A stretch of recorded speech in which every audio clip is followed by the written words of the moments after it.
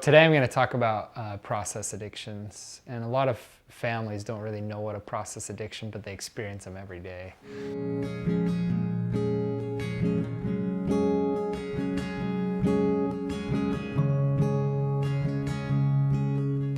What we know happens with a process addiction is essentially it creates a rush of dopamine in the brain. So one common one that people fall into all the time is fast food. And so when people go and get a hamburger, it's reinforcing and it creates a rush of dopamine in the brain. And that tells the pleasure centers of the brain to keep pursuing that. And so then it comes again.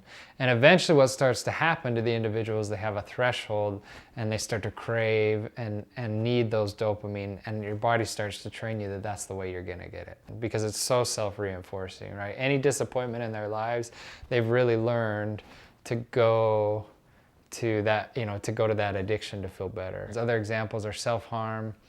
Obviously there's chemical addictions that we know about, which is drugs and alcohol. It's sex and sexual addiction. We see a lot of adolescents today are sending text, and sexting is what we call it, sending texts of themselves naked to each other.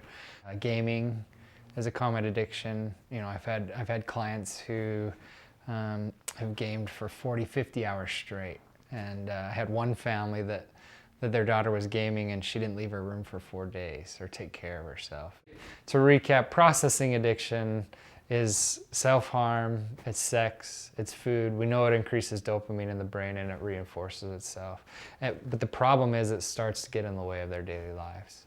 And that's really what process addiction is.